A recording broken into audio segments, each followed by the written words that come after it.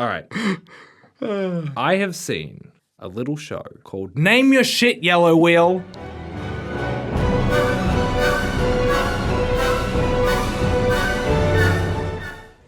Yeah, look, the problem isn't naming it. The problem is picking one. So full disclosure on this. Reuben, you're a part of the Yellow Wheel Dance Company. It's true, I'm not afraid to say it. The Yellow Wheel is a Melbourne Naarm-based dance company. Yep, we call ourselves youth and pre-professional. Which one is it? Both. Neither. Porque no los dos. Neither. What? All right. To Dance and Company. This show is the major season of this year. That's right. The one where everyone dances together. I went and saw it twice. Everyone really does dance together in this one because sometimes you don't all dance together. But It's true. It's constantly everybody dancing. Now, this performance was done in a dank basement up in East Brunswick. Takes so long to get there. It's like the north end You of gotta East take Brunswick. like a tram and a bus and a tram all the way out again. It's basically Northcote. I walked the second time and it was raining. It took a Whoa. while. Yeah, that would. Yeah. You can scoot in like a few months. Scoot. Yeah, they're doing scooters. They're not removing Melbourne. the Everyone- scooters. No, Melbourne's removing the scooter. We're Doesn't in matter. Melbourne. No, we're not. We're in Maryback. Okay. Sorry. This It used to be Morland. He was a slave owner. It's complex. Don't worry about we it. still have Moreland Road. I know. I think about it every time. This dance performance was the third Yellow Wheel major season that I've seen. That a few checks years out. ago, I think the first one I saw was Loophole, which I had mixed feelings about, but I got the premise exactly right. Yeah. I did a big guess. My big problem with contemporary dance is I can never figure out what it's about. But then I guessed. I was like, is it maybe about this random thing? And you were like, yeah, you got it. You hit it on the nail. So since then, I never check the programs Yeah. of the dance. Okay, this is a big discussion in the community. Do you read the program before I never or read after? the program. Why Okay, would I great. read the program? That would be silly. So I didn't read the program. Then the next one was, what was last year's one? Hive Mind, and then we Hive Mind. also showed you our disco piece, Dancing Fever 1518, which Yeah. wasn't, it was part of the major season, but it wasn't a major work, if that makes sense. Yeah, that makes sense. I like that one a bit better. That one had a big rat king where you were all merged together and Fucking everyone talks about that section. In 20 years, I'll be like, I did this work once, and I'll be like, oh, the bit where you went blah, blah, blah. The bit when you went blue, blue, Yeah, blue. the bit where we did other things too for like 40 minutes. Nah. So that one was pretty good. But this one, I've been noticing an interesting trajectory with Yellow Wheel stuff. I really hope you're not about to say bell curve. Loophole was very much, we're going to roll around on the floor for about an hour and be very contemporary dance. And the music was very constantly. And then it was, for the racking one, it was... Yeah. do. Like it was, you had some fun dancing bits. My major gripe with a lot of contemporary dance is that it's boring as shit and you just have bad droning music in the background, and dance is intrinsically tied to music, so you should be dancing to the music. I hear you. I disagree with you, but I hear you. I know you disagree with me because you're a dancer. But however, once we get to my second finished it, you might think otherwise. This one, I don't even know how to explain this work. No one does. That's the magic of this work. No one can name it or describe it. This one, okay, let me just describe what I saw. That's a great way to start with art critique. So I was in a dank basement. We should do that more often. I could see a big pile of clothes lit up in one corner of the room. Everything was like concrete with big concrete pillars throughout the center of the room. There was a projector projecting onto a wall, and the dancers were sort of littered throughout the space, not doing a whole lot, and also in different outfits. Then what happened?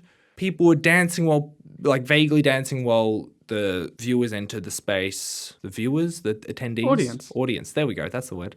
And then the show kind of kicked off and started, and people started dancing, and then Flight of the Bumblebee started playing. No, Flight of the Bumblebee? Is that what it's called? Hall of the Mountain King?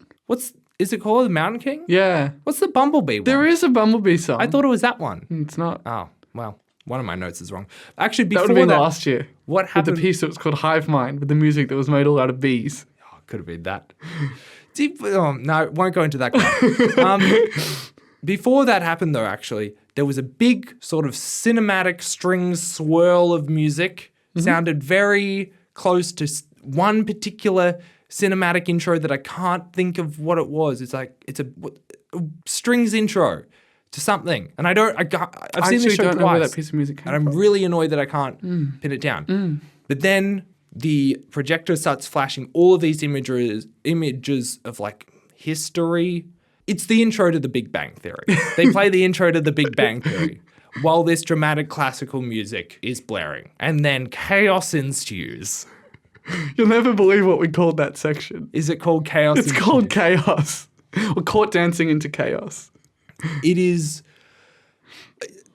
It jumps like there are bits. The space is lit really well, where there's well-defined sections in the first period where the lights cut out and then people shift and move to different positions, and the lights come up and there are some scenes. Never believe what section that section's called. What is it called? Lights on, lights off. Oh my god!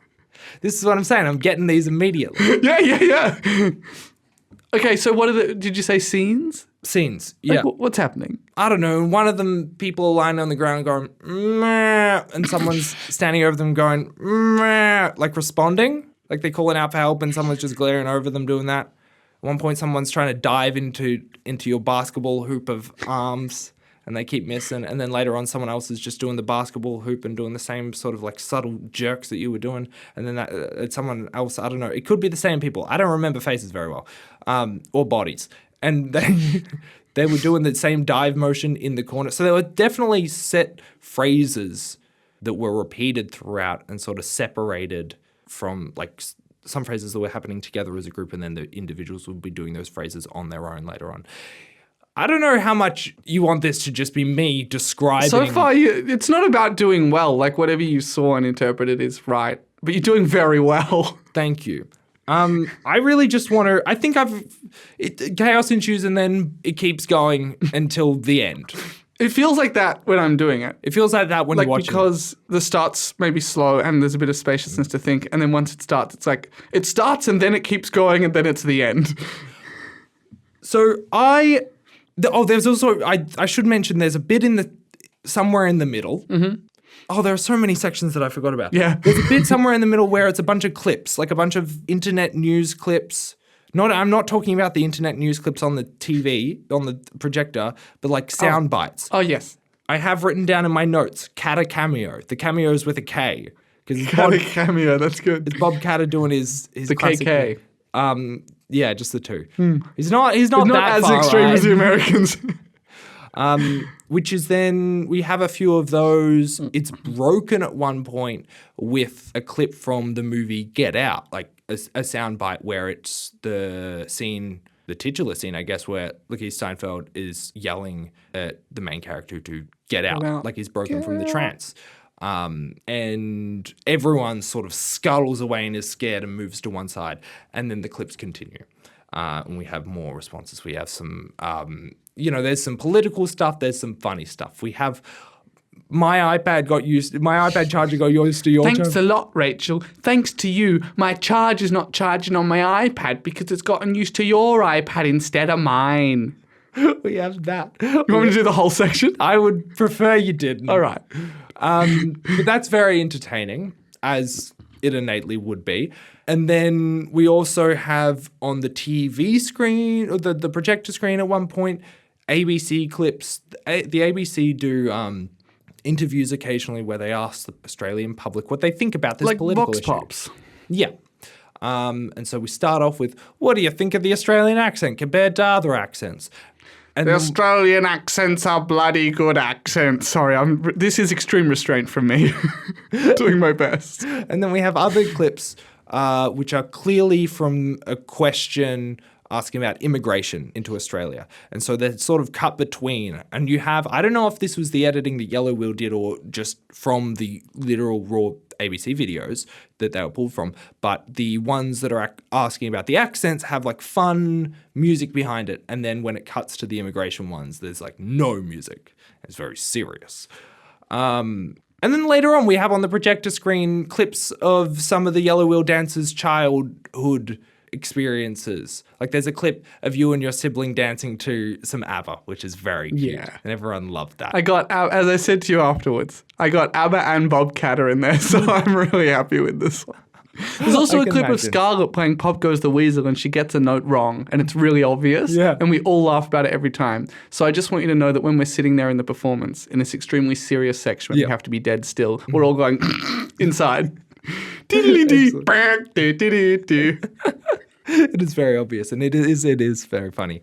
And then after that, dancers start going towards the audience and pulling audience members. That's always terrifying as an audience. The first show that I saw on opening night, the Yellow Wheel dancer Ty came up to me and she said, Jett, do you want to see something? And I was like, yeah, sure. And Ty was like, great. Do you mind coming into the center of the space? And I was like, all right, sure thing. So I got up from my seat, went into the center of the space, and Ty showed me a photo. She's like, this is from my first ballet exam when I was a kid. And I'm like, oh, that's very cute. How old with you? Blah, blah, blah. Oh, that's adorable. And then she's like, all right, that's it. You can go sit back down now. I was like, great. She walked me back to my seat. And so there were so many people having that same experience. But there were way more audience members than there were dancers. So some people didn't have that experience, which is interesting. Did you get anyone on the second time you came? No, the second time I wasn't picked. That's fine. At the end of the show, the last sort of section is a bunch of the dancers are running around and finding like notes that are in colored envelopes around the space. Never believe what that section's called. What's the section called, Reuben? Envelopes. I think that this is just... Maybe I should change the title of what I called this instead of Name Your Shit Yellow Wheel to just name it well. You don't even name your segments well. All right. You're the one who's like everything's 3 words and they don't make sense. We named it exactly what it was and you're still not happy. The reason for me calling this Name Your Shit Yellow Wheel is all of the marketing posters, every time Yellow Wheel promoted the show, it had a different title. Yeah. To the point where when you go onto the website to get tickets or whatever, it's just called Yellow Wheel Major Season. So I was just annoyed while I was writing notes. Yes, you will be. Another reason why I was annoyed writing notes is because the lights have kept going out? beef with one of my notes is these lights have beef with my notes. That was very annoying. Nice.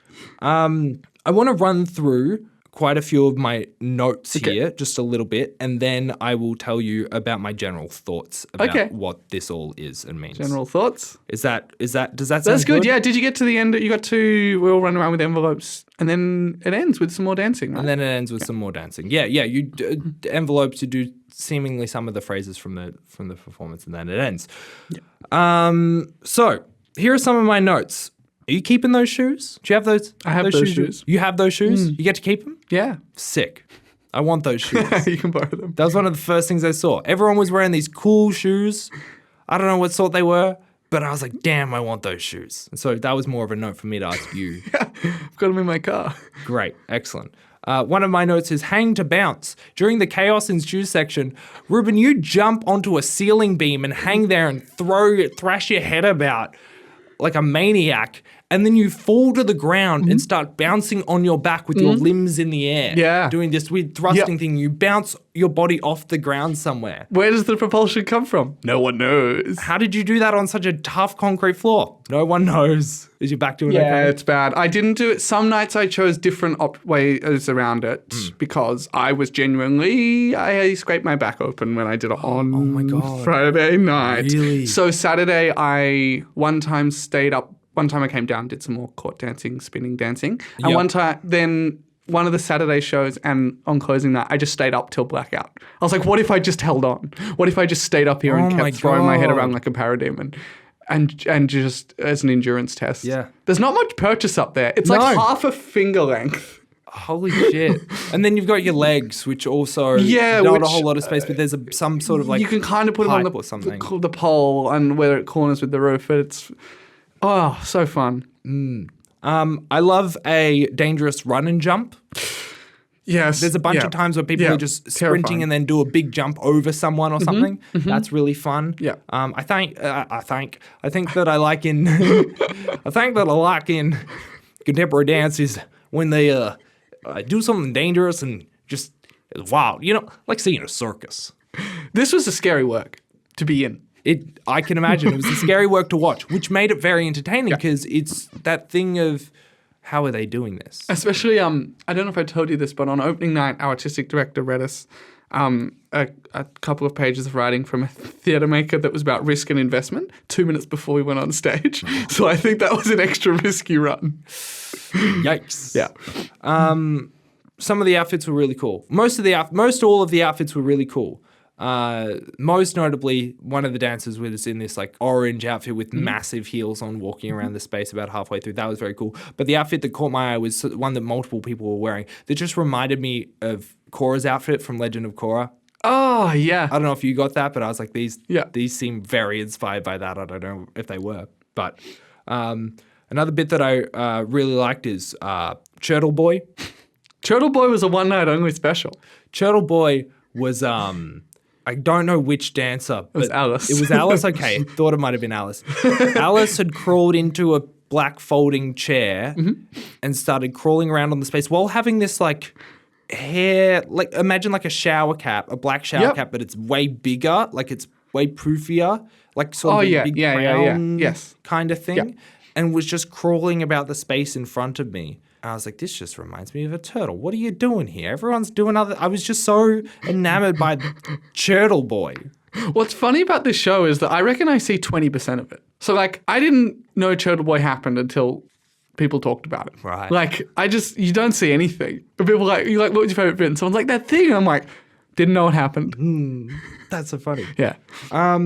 The second time I saw it on closing night, it was very smoky. Was the smoke machine running the first night? Yeah. Okay. I just didn't notice it as much. Yeah, the first night. No, it was probably a different level of smoke. I think that's generally it for the main bits that I really wanted to mention without going into what it all means. However, I do have one last note. For just something that I noticed, which is, damn, for dancers, you'd think I get the bows right. Yeah. Opening night, it was so funny because you finish the whole dance, then you're doing bows, and then something fucked up and no one did bows at the same time as anyone else, and people forgot to do it. Was just really very funny. I liked it. But I just thought it was ironic. And then the last time you got most of the bows right. Yeah. I can't say for the in-between how that worked.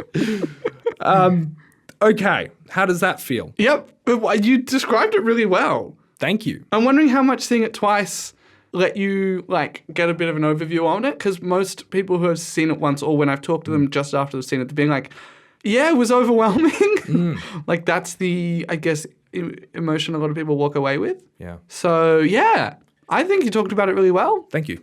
Yeah. I'll give you my thoughts now. Okay. On this was the prologue. Yeah. I quite liked it. Well, that's nice. I liked it more the first time. Interesting. The second time, I felt a bit falling into the my general experience while watching some contemporary dance, and I think that was for two reasons. Number one, I found out later on, the music wasn't as loud. Yes. I think that the music on night one was very good, and I was warned about the music too beforehand. loud. I don't think it was too loud. Many people thought it was too loud.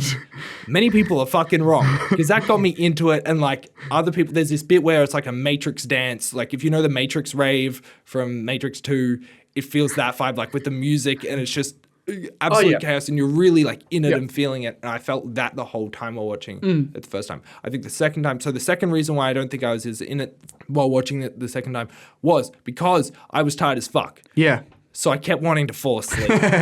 One person did fall asleep. One person fell asleep during that show? So we all have our phones taped or placed around in the space. Yes. They were doing some filming later in the season, but the biggest reason they're there is because lots of our special objects are photos or videos. Yeah. So we had them in the space ready to go. And some people chose to put them in exciting places, like taped under an audience member's chair. Which is fine unless that audience member falls asleep while the projector is going. And so Charlie walked up and was like, sorry, my phone's taped under your chair.